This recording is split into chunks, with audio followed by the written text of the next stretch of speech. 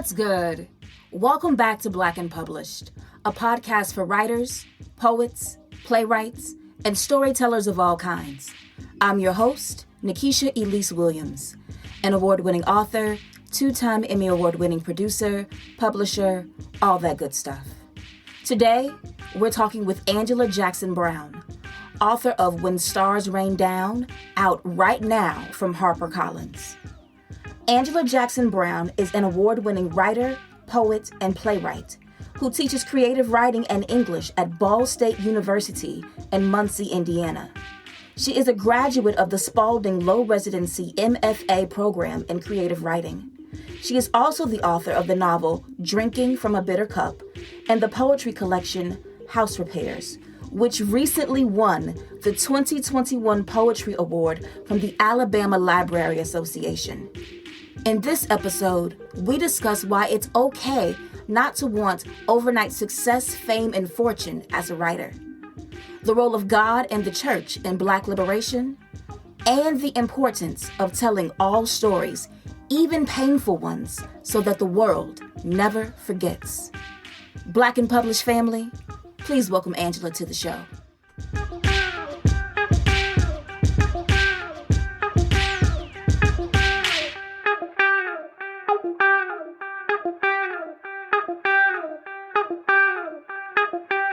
So Angela, thank you for joining me today on Black and Published. I really appreciate it. Oh, thank you for the invitation. I'm happy to be here. No problem. So I finished your book this morning.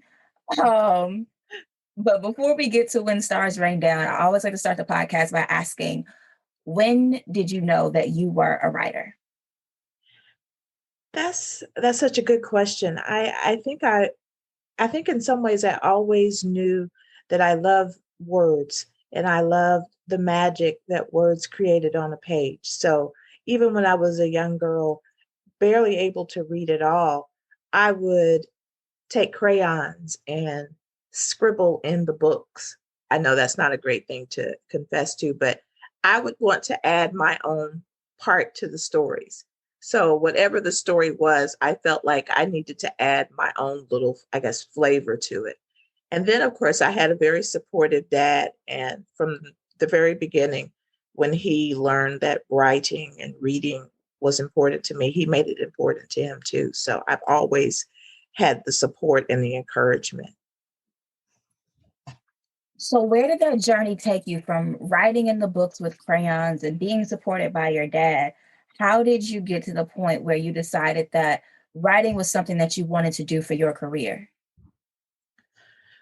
I think around the time I was in high school, I really wanted at that point to pursue writing as a career. I talked to my dad about going to college and studying creative writing.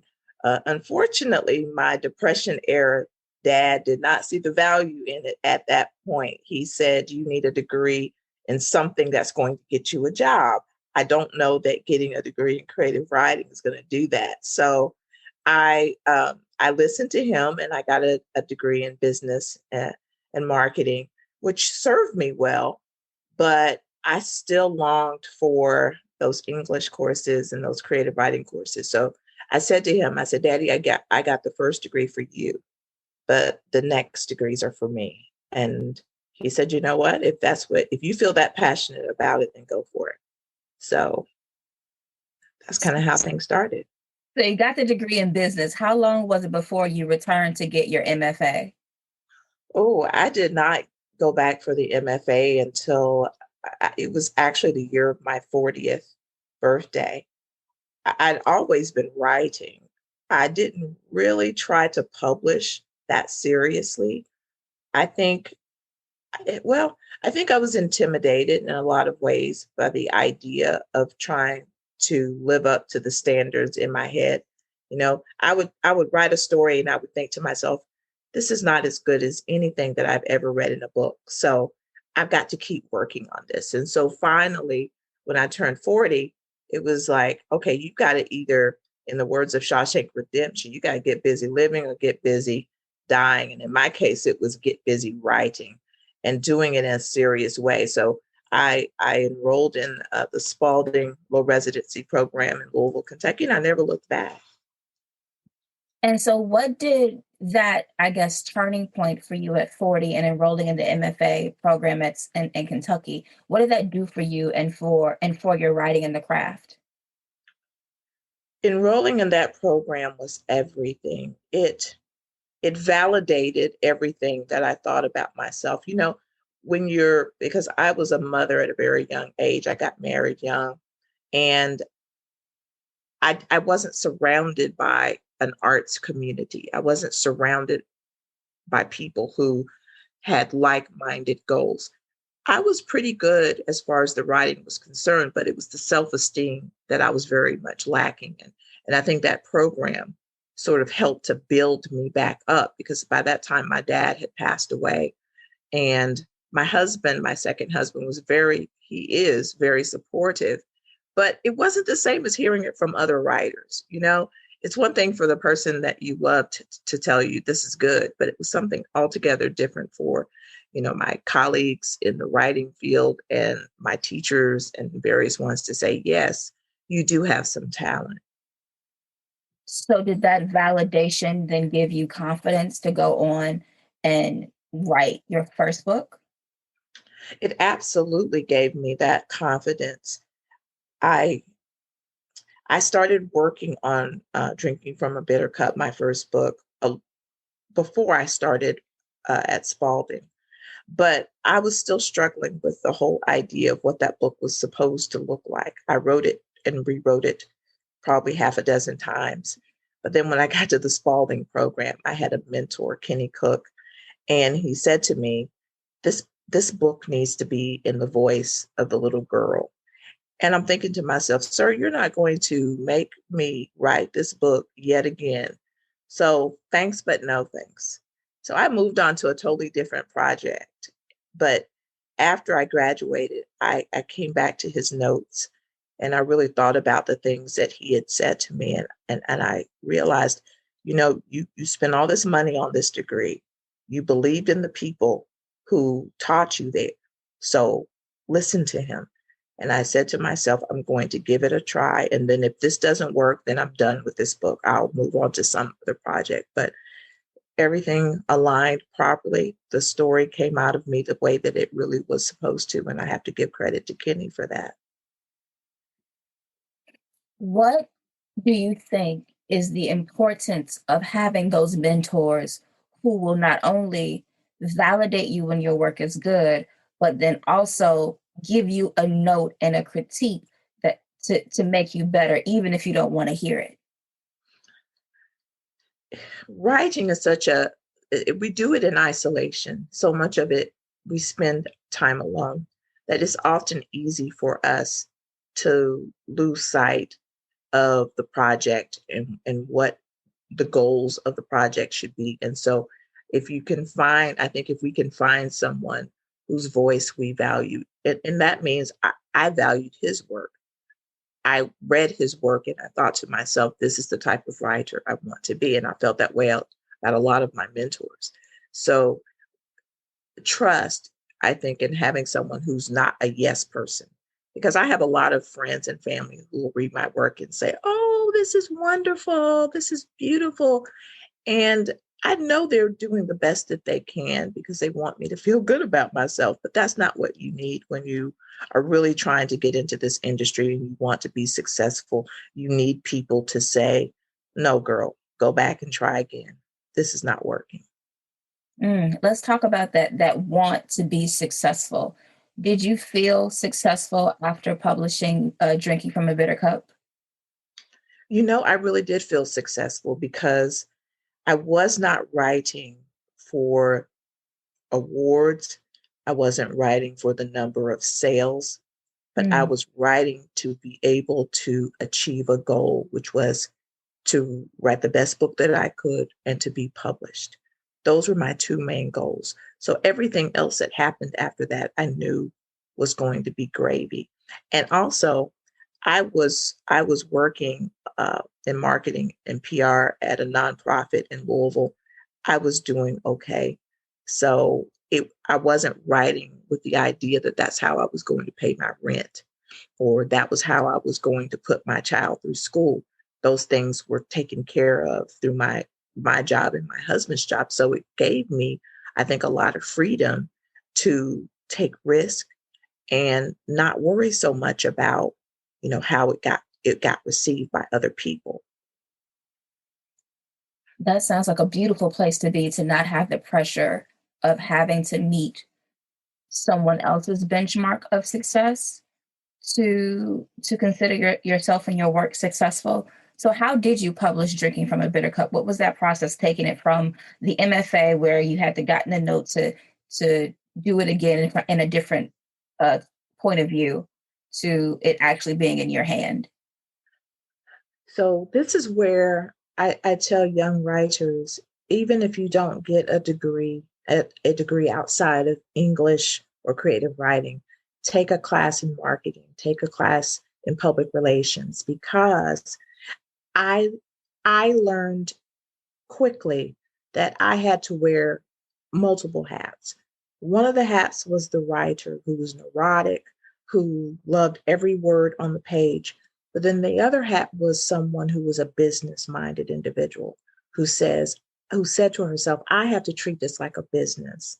I can't just send my manuscript to every agent or every publisher because my favorite author happens to have that person as their publisher or agent.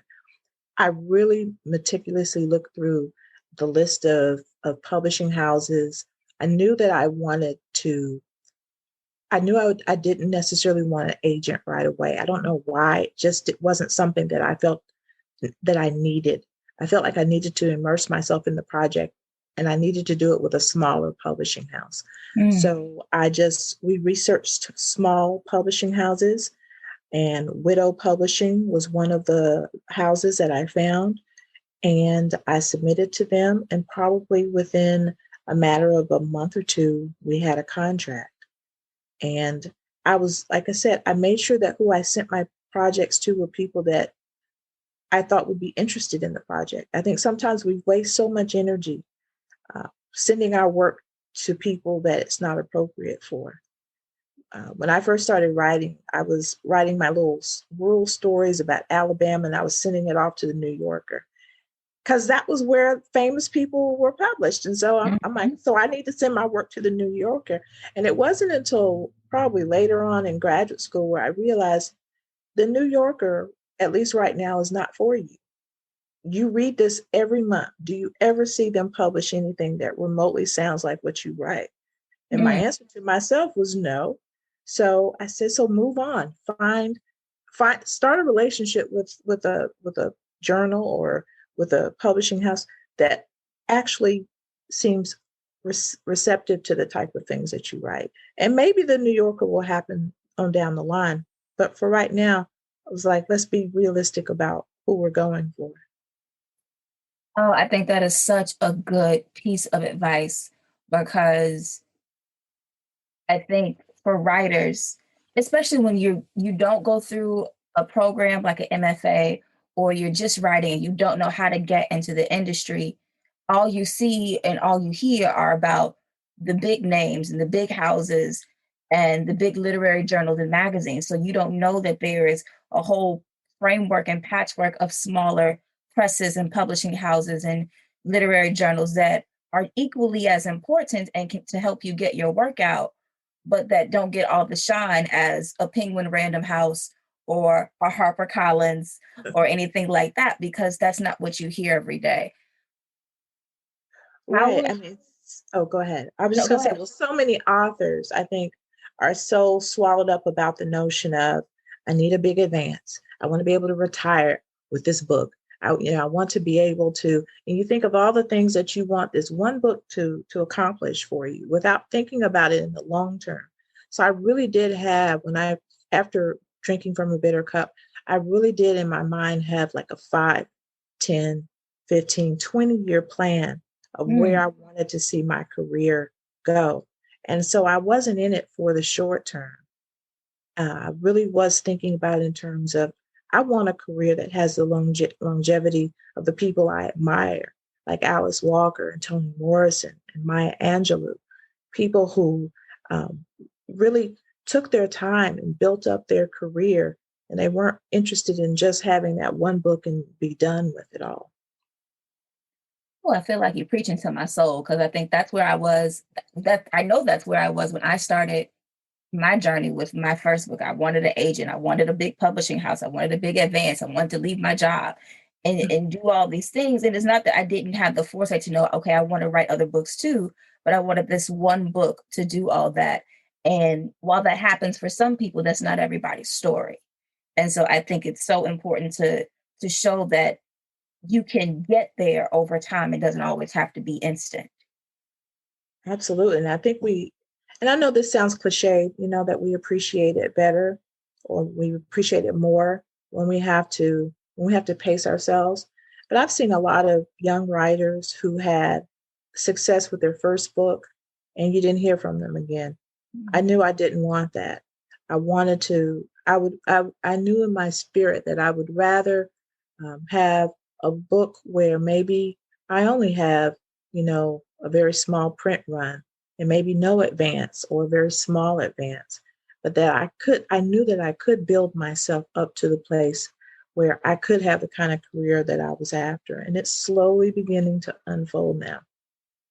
And as you say that, you had Drinking from a Bitter Cup, which was, you said, Widow Press, and then you dabbled with the poetry collection House Repairs. And now you've got this big book coming, When Stars Rain Down, which will be out at the time that this interview airs, on Thomas Nelson, which is an imprint of HarperCollins. What was the journey like, step by step, getting you to one of these big five publishing houses, including a Wow, very mainstream one? it was the journey. I After Drinking from a Bitter Cup, it did well. I mean, obviously, it was with a small publishing house, so I didn't have the type of reach that I do now with Stars Rain Down. But of the reach that I did have, it was very successful. And my husband and I, we did. I say it was the Chitlin circuit of writing. We got books, we put them in the car, and we got on I-65 and we'd stop at cities and we would go into bookstores and we would say, do you mind if we leave you a couple of copies of these? And we did, I did reading. Sometimes there was no one but my husband and myself there.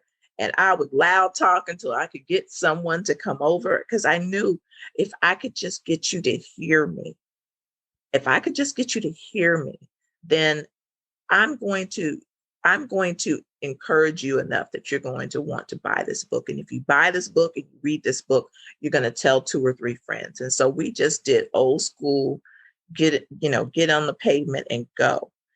And so after that run, we did that for about 9 months.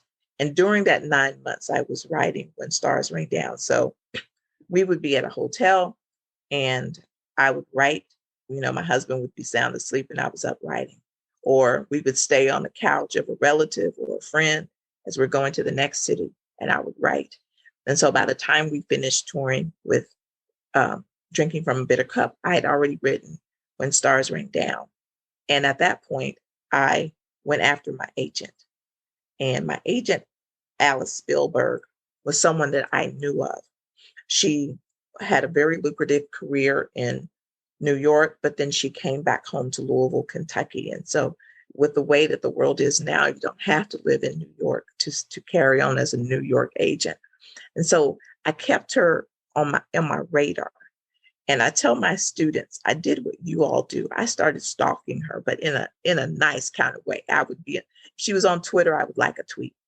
If she was on Instagram, I'd like a post and I'd make a comment.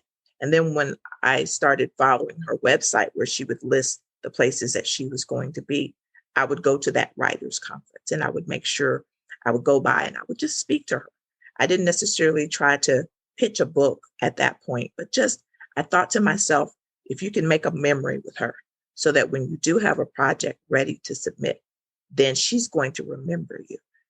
And when the book was done, she was doing a pitch event in Lexington, Kentucky. And I had 15 minutes. I went in and I had rehearsed that thing down to a science.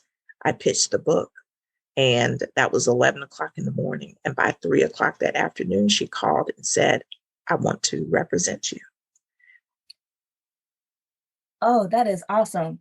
Like you built the relationship with the agent that you wanted and without wanting anything from her immediately. And I think that's so key because social media makes it seem like we know everybody and we can talk to everybody and approach everybody and say, hey, here's my stuff, here's my stuff, here's my stuff, here's my stuff.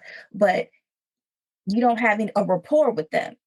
And so I love that you and I think that's something that you learn in business too, that you have to network and go around and make those one, two, three touches and leave an impression and leave a memory so that when you do have a favor to ask or even a pitch to propose, that they already have some cognizance of you so that they can be more receptive to it. I think that is so critical. But I've been stalking you in a nice way on social media, and I saw that you posted that once you signed with your agent, she told you to rewrite the book. Ooh, that was the other part of the story that I think is important for everyone to know who wants to get on this journey.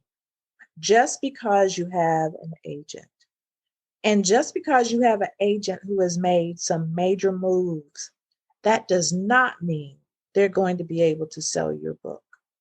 Those are still like getting those book deals. It's still like finding a unicorn in your backyard. It can happen, but so I thought, and again, here's when you're naive and you don't know the business as well as you should. I thought, I have an agent, I'm good now. But she we did the pitch for the first incarnation of When Stars Rain Down, and we got lots of positive feedback. We love it, just don't know how to market it. It's a good books, I like the characters, but I just, and all of this great feedback that got canceled out with the but. So we did this for about a period of 3 months. And Alice said, we need to pull this manuscript back, because what I don't want to do is to saturate the market with this book and we get tons of no's and then we can't go back.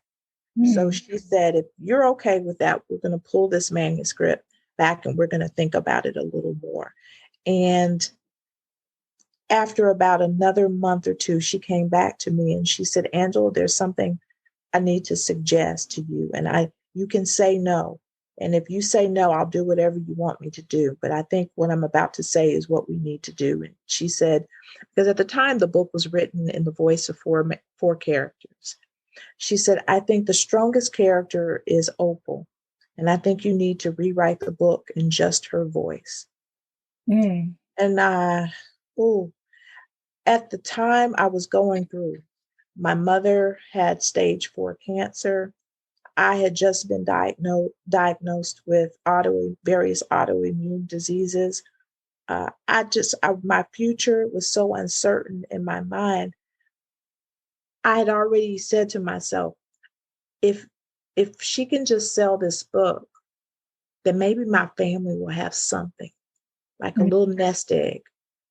And so now you're telling me that the nest egg is not even a possibility, that I've got to spend another 9, 10, 12, however many months rewriting this thing. So I said, I need to think about this. And I thought about it for about 6 months. Mm. And the good thing about Alice is that she never pushed. She would check in on me every week or so. How are you doing? She never said, how was the book? She would say, how are you? And we just talk. And then my mother did pass away. And the summer afterwards, I said to her, I think I'm ready. I'm not sure if I'm going to finish it, but I'm willing to try. And she said, let's do it then. And I started working on it. And it took me about 2 years Wow. to rewrite it. And there were so many times along that process that I was ready to give up. And when I finally did finish it and I gave it to her, I said, we'll take it through one more cycle. And if no one wants it, I can't do it again. I can't live in this world anymore with these characters. Wow. So what year did you first did Alice first sign you with When Stars Rain Down? She and I signed together the year after, so it would have been 2016 is when we signed together. Okay. So from 2016, and it was how long before, and then your diagnosis and the rewrite and then the 2 years of that. So when did you finish the draft that went out again? It We didn't have a completed draft until it would have been 2019, the summer of 2019. Yeah. Wow. And from that completed draft, how long had it been out in the pitching circuit to editors before it was acquired? So she started shopping it around in late August. Yeah, because I just started back teaching at Ball State. And I was teaching a couple of creative writing classes. And so I told my students, I said, y'all are going to go on this journey with me. I want you to see the good, the bad, and the indifferent. I said, I don't know where it's going. I might be in this classroom crying at any given time. Y'all just cry with me or just say it's going to be okay, professor. So as things were happening in real time, I would let them know, and it just so happened, that would have been by around November, so it was right before Thanksgiving, and I was in one of my classes, and the phone rang. Of course, I had it off, and I looked and saw it was Alice, and I had said to her, I don't want to know it. Please don't email me and let me know things unless it's good. You can just tell me, send me a monthly email saying, we've tried and these publishers said no. I said, so if you call me or email me outside of that cycle, it needs to be good news. So she called, and I'm thinking, I'll just deal with this after I'm done teaching. But then she called again. And then I got a text saying, you need to call. And so I told my students, I said, well, I'm going to go out in the hallway. And I go out in the hallway, and she says, we got an offer from Thomas Nelson. They want the book. And I'm in the hallway doing, almost a Holy Ghost dance. And I go back in the room, and I was, how when it starts off as a joyful sound and it just becomes a sob. And my students, bless their hearts, they were so sweet. They said, are you okay? And I was like, I just got offered a book deal. And then about a week later, another publisher expressed interest in it. So But do we have a bidding war? well, here's the thing. So she lets them know who they would be up against. And they said, never, no, we're good. Okay.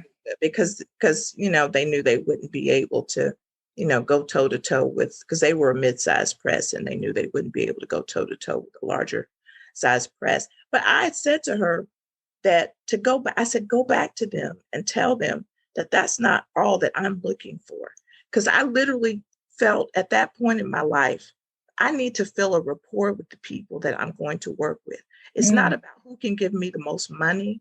It's not about who has the biggest marketing budget. It's, do I feel a connection to these folks? Do they respond to my work the way that I need them to? Because I knew I'm operating in a predominantly white industry.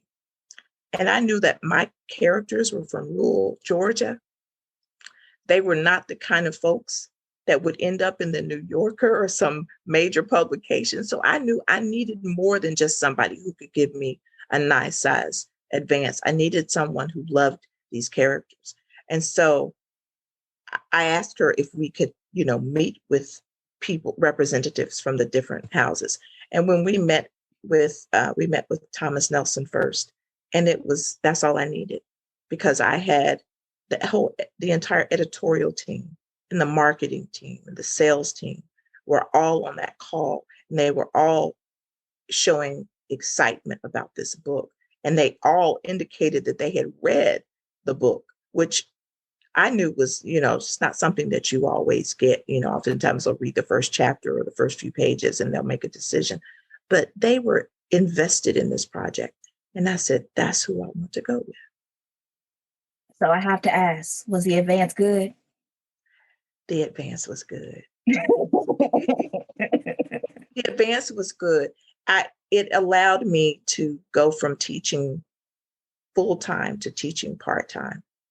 It allowed me to be able to focus on what is important to me, the writing and the teaching. But I knew I couldn't do them successfully the way that I needed to. I needed to be able to give my students 100% when I was with them, and I needed to give the writing 100% when I was with it. And I couldn't do both. So yeah, it has afforded me the opportunity to go to part time. And is it not a 3-book deal? Well, I it feel was like I initially read that in the social somewhere. Like this is like it's looking like a 3-book deal that we got that you got. initially it was a 2-book deal, but because of the success, the pre-sales and the pre-press that When Stars Rain Down has received, we are now in the midst of talking about at least a third, possibly a fourth book with them. Hey, I love to see Black women win. Okay, so now we could talk about When Stars Rain Down. I told you I finished the book this morning. I think I cried the last 60 pages. I was like, no, she didn't do this to me. All right, so this is the description of When Stars Rain Down. The summer of 1936 in Parsons, Georgia is unseasonably hot, and Opal Pruitt can sense a nameless storm coming. She hopes this foreboding feeling won't overshadow her upcoming 18th birthday or the annual Founders Day celebration in just a few weeks. As hard as she works in the home of the widow, Miss Peggy, Opal enjoys having something to look forward to. But when the Ku Klux Klan descends on Opal's neighborhood of Colored Town, the tight knit community is shaken in every way. Parsons residents, both Black and white, are forced to acknowledge the unspoken codes of conduct in their post Reconstruction era town. To complicate matters, Opal finds herself torn between two unexpected romantic interests, awakening many new emotions. She never thought that becoming a woman would bring with it such complicated decisions about what type of person she wants to be. And When Stars Rain Down, Angela Jackson Brown introduces us to a small southern town grappling with haunting questions still relevant today, and to a young woman whose search for meaning resonates across the ages. Angela, take it away. Okay, so I'm going to read a scene that takes place on the night that the Klan comes to Colored Town, and that's a part of Parsons, Georgia, where all of the Black people live. This scene involves Granny and the main character, Opal. "They out there, baby," she said in my ear, although I could hear the whooping and yelling, and I could see the flickering flames outside of the window. My heart quickened and I reached down beside my chair and I felt around for my purse. Once I felt it, I placed it on my lap. I couldn't imagine shooting anybody, but if it came down to it, I knew I would do what I had to do to protect me and Granny. Granny reached over and took my hand as we listened to the loud crashing sounds from out in our backyard.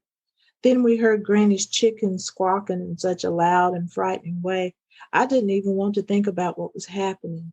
"Hey in there, y'all niggers come on out," a loud male voice shouted. "We're about to make y'all some fried chicken. We know how much you darkies love yourselves some fried chicken." "No," Granny whimpered, "not my chickens." Granny crept over to the window. She made a painful sound, but thankfully she stayed put. "What's going on, Granny?" I whispered. She didn't answer. I crept over to the window where Granny knelt, and I was horrified by what I saw. Those bloodthirsty demons were busy dousing Granny's chicken coop with some type of liquid that had to be kerosene or gasoline. I wanted to run out and stop them. Those chickens were like family to Granny. Granny would sit for hours talking to them chickens and babying them. It almost broke her heart for us to use their eggs. When one of those chickens died, you would think it was a friend of Granny's. She would laugh at herself for being so silly about her baby birds. They meant the world to her. I watched in horror as one of the men tossed a fire stick into the coop. The flames leapt into the sky and they all yelled and cheered like they were witnessing the winning run at a baseball game. The sounds those chickens made as they died in the blaze set by those Klansmen will live in my heart forever. Seemed like their screeching would never stop. I wrapped my arms around Granny. Her entire body shook with grief, but she kept quiet. I prayed they would leave, that they would, but it seemed like it only got louder. Then we heard a loud knock. I wondered where Uncle Littlebud and the other men were. I wondered if they were out there watching this happen. I tried not to think about the fact that in that moment, I didn't believe anybody had the power to protect us, including God, who was painfully silent right then. Hmm. So you're reading that chapter confronts the audience here with, the some of the terrible atrocities that happened throughout this book because of it being set in the Jim Crow South of Parsons, Georgia. When I opened the book, I noticed that there was the disclaimer about the use of the word nigger. And I wanted to know, why did you feel the need to warn the reader about the power and the weaponization of that word? Okay, I'm going to be totally transparent here. It was not my idea. Mm. It was a suggestion by my publisher. They they were very concerned about how someone might take that, particularly that chapter, but some other chapters where some other racist incidents happened.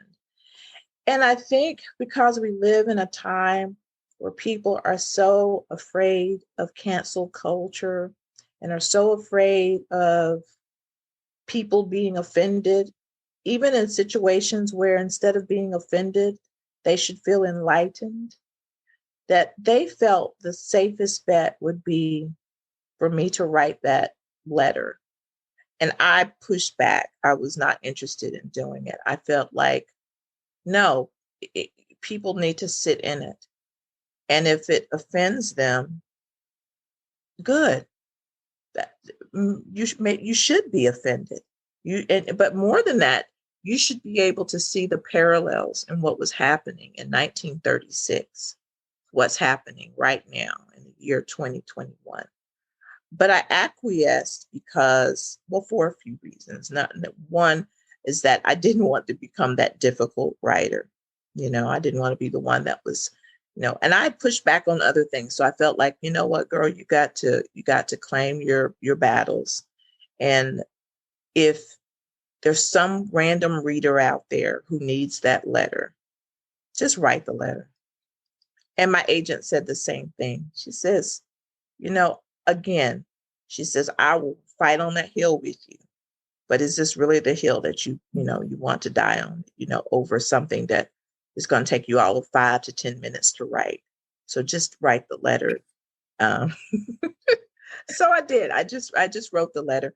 And I will have to confess, when the book arrived and I saw it, it did bring up those feelings, because my publisher is very supportive. And if I had said to them, I can't stand by this letter thing, I can't do it, they would have supported me on that.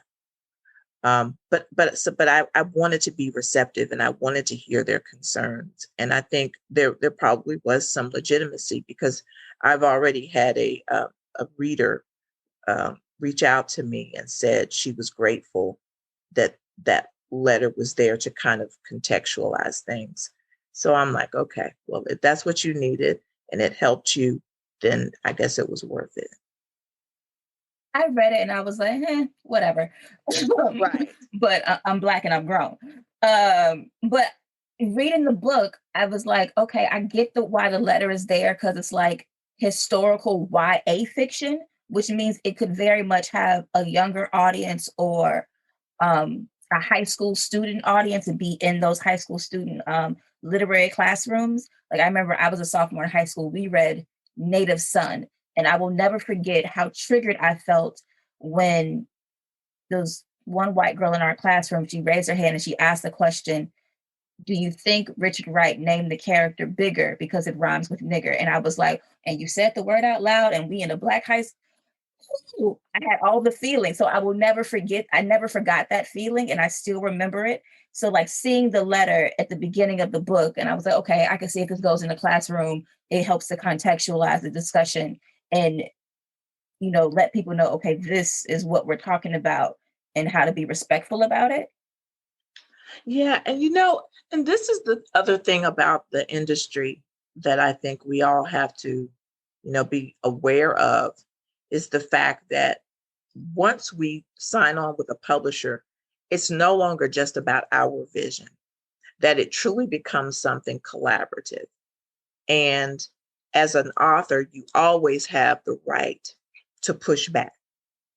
If there's something you're being asked to do that you feel passionate that this is not right, then absolutely. Now, if they had said for me to take out the N-word references, then yeah, we would have been battling till now because there's no way I could have a Klan scene and they were calling us the N-word. That just didn't happen.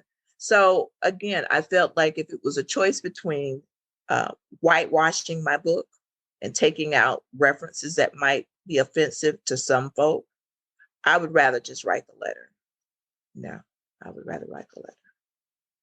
And in telling this story that is set in 1936, and it even says it in the description, it's so much parallels everything that we see today, that we're talking about today, and even some of the same things. Like there were twice where you had the line, but this ain't slavery times. The first time Cedric says it to his father, Reverend Perkins, and then another time Uncle Littlebud says it to Granny. And I'm like, we still say that today. Like, this ain't slavery times. This ain't Jim Crow. It's not this. It's not that. It's not the third. And it made me think of that MLK quote, the arc of moral history is long, but it bends toward justice. And I feel like, but does it though? Mhm. When I was doing the revisions on this manuscript, we were in the throes of, you know, an election season in the midst of COVID-19, no clear idea of where our future was going to go. And it was it was all so surreal. It was all so deja vu almost in every scene. I thought to myself, this could be happening right now. This is happening right now. And how sad that as far as we have come, we are still this far away from equality and justice, that we're battling some of the same things that we were battling when Opal was a girl. How sad is that? Yeah, there was another line on page 65 where I forget who says it, but it's a we are always the hunted, never the hunter. And I was like, whew, they hit me. And so I wondered, what do you say to people who say, we don't want to hear any more stories about slavery, or we don't want to hear any more stories about Jim Crow and segregation and how hard it was and how we were oppressed and all of these things. Like, what is your response to that? Because this is very much steeped in that time period. I've had this conversation with a number of writers who look like me. That's probably the thing that feels the most hurtful. When other writers of your own ethnicity come to you with that notion of it's time for us to move on, it's time to let those stories go. But when have we ever heard other cultures say that same thing to each other? Like, how many books do we have about the Holocaust? And we've never heard Jewish writers that I know of. Maybe they do in their own intimate circles, but I've never heard it vocalized. Why don't you stop writing about that subject? Why don't you let it go? Well, my thoughts are I'm not going to let it, I will let it go when the ancestors stop speaking to me. When they stop coming to me with these stories, then I will let it go. But there's too much about our story that has not been written. There's too much about our story that has been pushed aside and not allowed to be at the forefront. And I guess what I think is there's room for all of our voices. That's the other problem with the publishing industry, is that oftentimes, because there's so few of us represented in high places, there's only one or two of us allowed to succeed at any given time. So the infighting starts. If we had the type of representation that we need, and I'm beginning to see it happen more and more, where you can write about contemporary Black stories. I can write about historical Black fiction. And those books can all sit in harmony with each other. And there doesn't have to be a one voice at a time. We all can speak our truths, whether it's from the point of the past or from the point of right now. I can definitely see that, in hearing you say that, it made me think that, like, if someone has read Angie Thomas's The Hate You Give, and then they come and read When Stars Rain Down, you can see a through line from your story set in 1936 and her story set in 2015, 2016, 2017, something like that. And I think that that point about, all of our stories deserve to be told is is one way that we can overcome repeating the history that we keep seeing played out in the news before us, that then inspires a literature about it. But as much as race is a part of this book, there's also religion. There's a lot of religion, and I was fine with it, but I was like, oh, we got to talk about the church. How has religion and the church, the Black church specifically, because it's a specific kind of type of church you write about, influenced who you are as a person and your work? Well, I grew up in the rural South where, church was life. Every day of the week, there was something related to church that I was involved in. And in some ways, it shaped me in a positive way. But there are other things about the church that did irreparable harm to me. And I'm still in my 50s struggling with church hurt that happened decades ago. And so my characters are representative of the world that they come from. And I don't ever try to force my religious beliefs onto them. I try to allow them to be whoever it is they are. But my hope is that as individuals saw the thread of Christianity run through the stories, that they also paid attention to Opal's questioning of certain things that others in her life believed, or of Mr. Tote outright saying, you are worshiping the master's religion.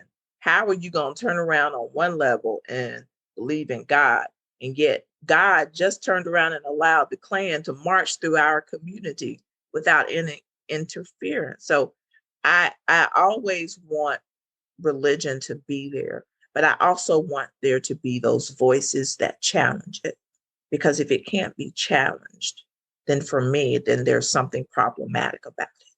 Because if something is true, capital T true, it can withstand being pushed around a little bit and challenged. And that's what I hope we all saw with these characters. And then the other character, Miss Lovenia, who was able to bring. Wait, her. hold on. We're going to get there in a second. Hold on. Okay, let me slow down. We're going to get to Opal's questions and Miss Lavinia in a second. But you mentioned Mr. Tope, and I underlined this on page 87. He says, well, no disrespect to your God, but he ain't done nothing to fix things so far, which made me want to ask you, what is the role of God, white Jesus, in Black liberation? Ooh, if you're asking me personally, it's a challenge. I've not in my 52 years been able to reconcile how the master's tool was used against us. I think of religion in terms of how it was given to me. When I was born, my parents' faith was waiting there for me. I was never given the option to explore or to study other religions or to entertain the idea of not having a religion. So as I think back to our ancestors who were forced into a religion by virtue of just surviving, that they had no choice but to accept what was given to them. I've not seen a substantive time where Black people had the freedom to just explore what we thought and how we interpreted God or not. Mhm. And so it's a very complicated topic for me because there's a part of me that envies my friends and relatives who have very strong convictions and beliefs about this is what God is and this is what God looks like. I don't have those same convictions. Some days I do, some days I absolutely wonder if we're all here by ourselves, just creating a mythology that makes us feel safe to sleep at night. I wouldn't have thought that you would have said that your convictions weren't that strong because of how strong the voices of the convictions of the characters are for those that are saved and sanctified, as some folks like to say. But then also, I recognize in the character of Miss Lavinia, um, all of the spirituality that she embodies and how it represents the syncretism of uh, Christianity with African traditional religions that we usually witness in the diaspora, but outside of the United States is making more of a resurgence now. And so her practice of hoodoo, and she starts with God, but then if God's not answering the way she needs him to answer, then she goes to another spirit, another ancestor, another deity, and she moves on about her life. And so it again, it made me think of um was Eve's Bayou with Moselle, and then the character that Diane Carroll played. And then you also mentioned that she was born with a caul over her face. And I interviewed another author. Her interview comes out the week before yours, who wrote the novel Call Baby, who Mhm. really goes deeply into this. So, what is your relationship with spirituality in that sense? And like everything coming from the earth is that we need, and God created all these things, and blending the two. I think if I were born in a different time in a different world, I think I would be far closer to Miss Lavinia than I probably would to Granny and her strong convictions. Granny, you couldn't tell Granny there was no heaven, that there was no God. You couldn't, there's nothing anyone could have said to convince her that God wasn't real. I think my beliefs are a lot more fluid. And I think it helps me as a writer because I don't think I could have written Miss Lavinia if I had the same beliefs as, say, Granny. If I were as strongly convicted of my beliefs as, say, many of my relatives and friends, I probably would have been scared to write that character. I would have felt like I was messing with God in some way. So, but by exploring her and exploring the foundations of her religion and her beliefs, it really opened me up to the possibilities of, I think about when my daddy when he was teaching me how to drive, the one thing that he did was to show me at least 4 or 5 different ways to get back home. Mm. He would say, I don't want you to only know one way home because what if that way gets blocked? He didn't say that intending for that to be the foundations of my belief system. But but sometimes out of a random conversation that has nothing to do with what they were talking about, you can then take that and run with it. And that has been what has sustained me, is that what if there's many ways to get back home? And no one way is any better or worse than the other because the end result is you just trying to get home. And if I think about the end of my life and wherever that leads me, and I can get home, and even if I get home in a way that I'm the only one on that road, all that matters is that I get home.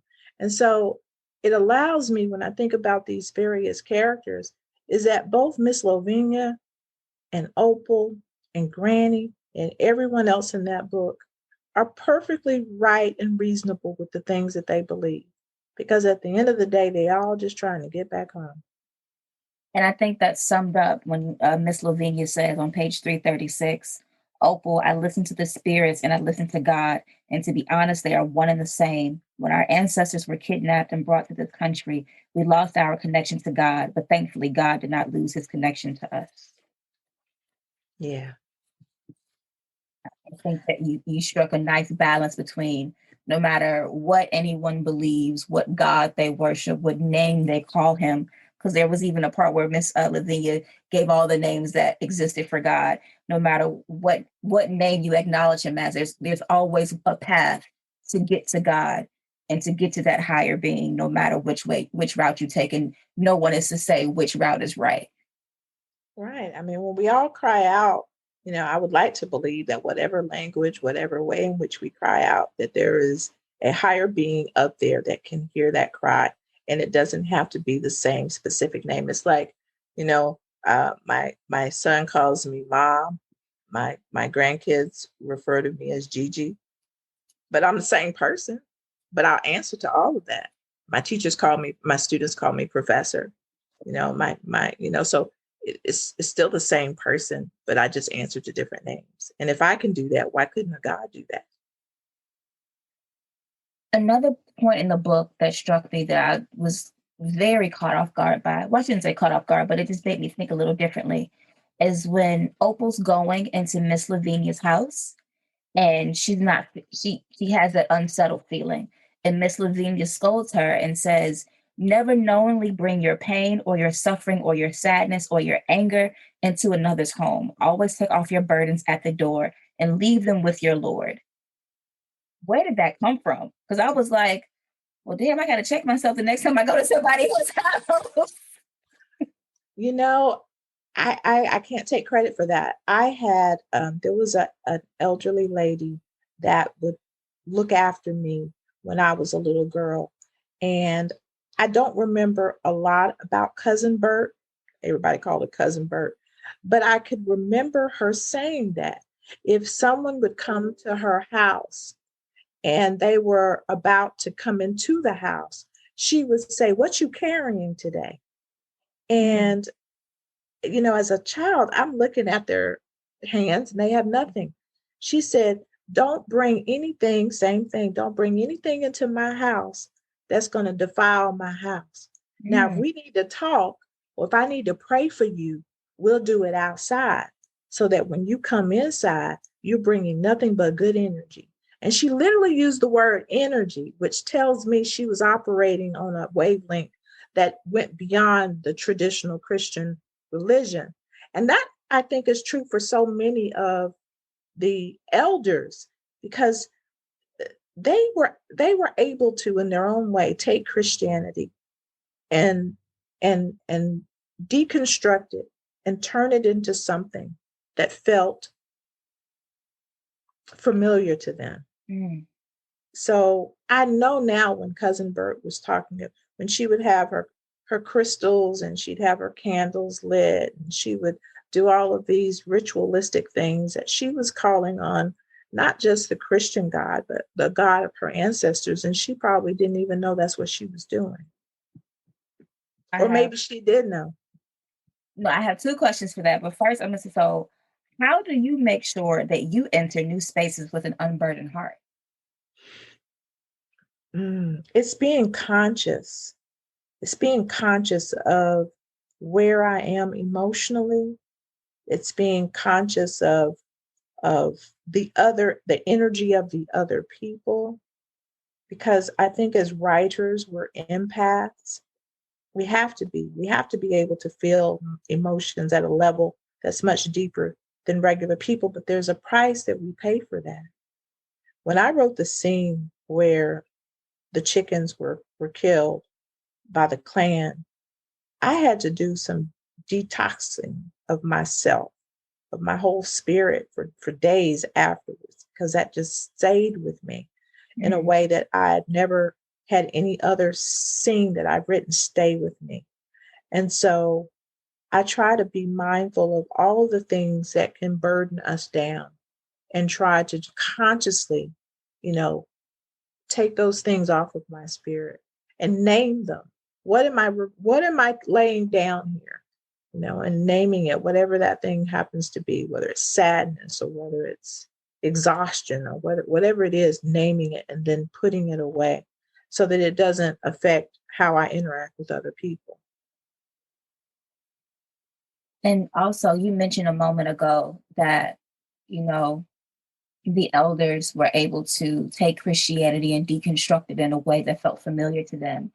And I even see that in Granny, because as much as she was saved, sanctified, and filled with the Holy Ghost on Sunday mornings, and we don't mess with no hoodoo, and I don't want you going by her house.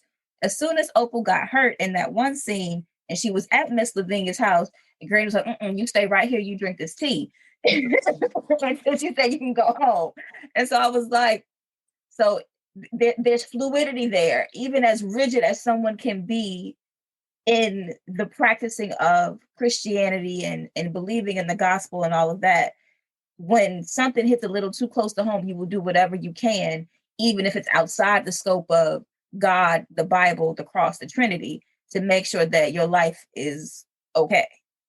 Absolutely, because most of those elders during that time period, they practiced a version of medicine that wasn't the traditional methods, because mainly you had to find alternate ways. You couldn't run to the hospital every time you got sick because there was no hospital to run to.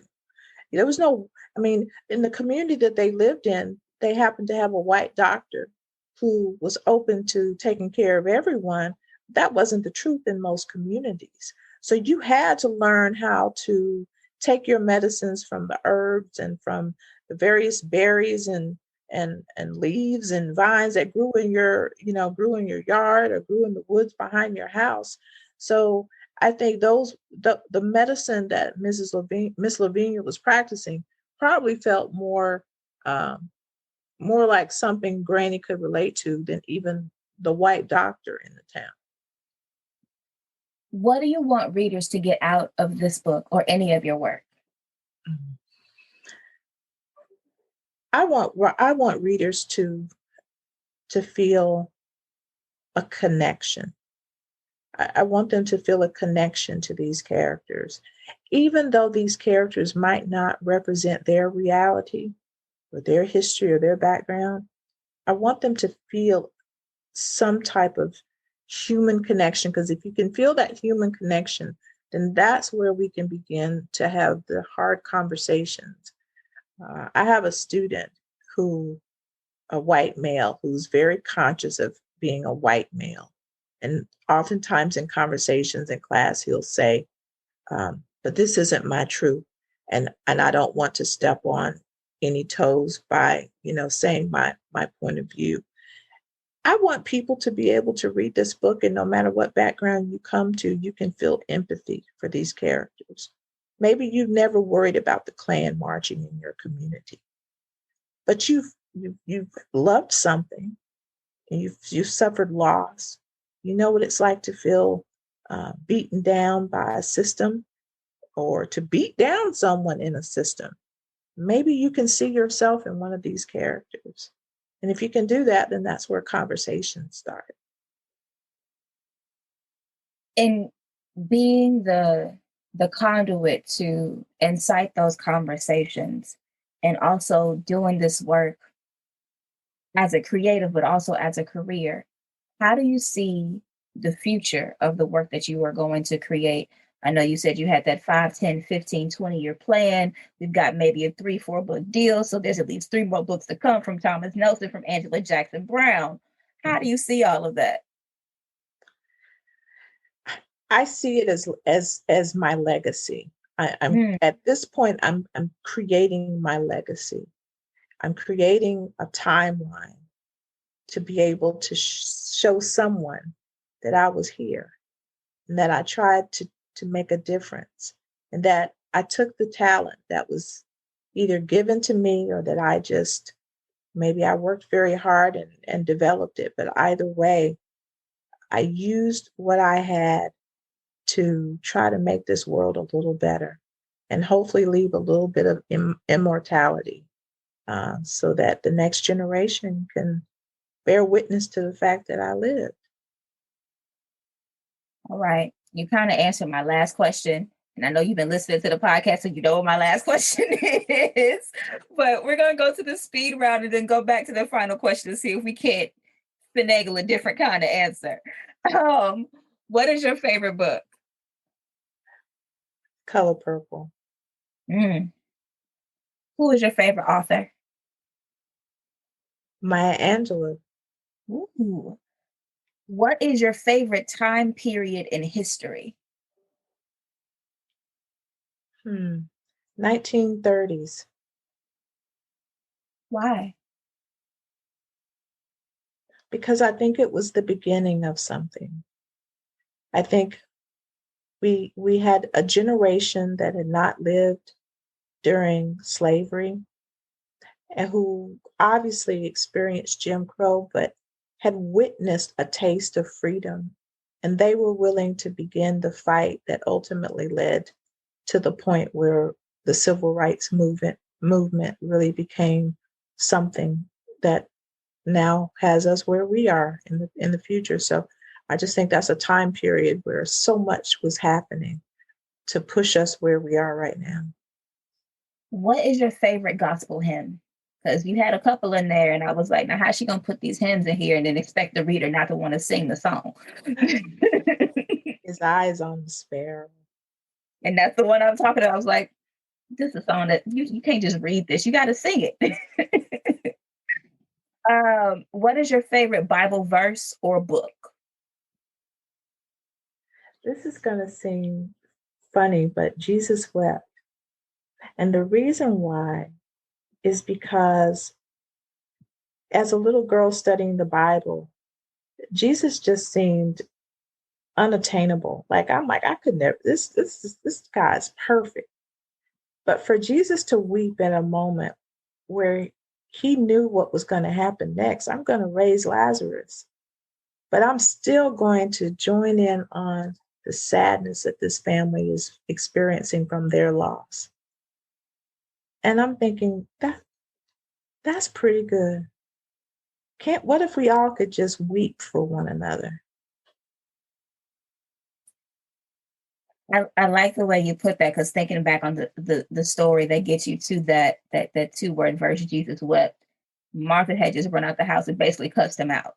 You had been here. If you had been here, my brother would be dead. Yes. Mm-hmm. Yeah. So and it's like I feel your pain. And I'm not going to jump to the next part of it where I get to be the hero. I'm going to sit in this pain with you. That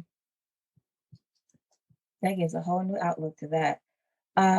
What brings you peace?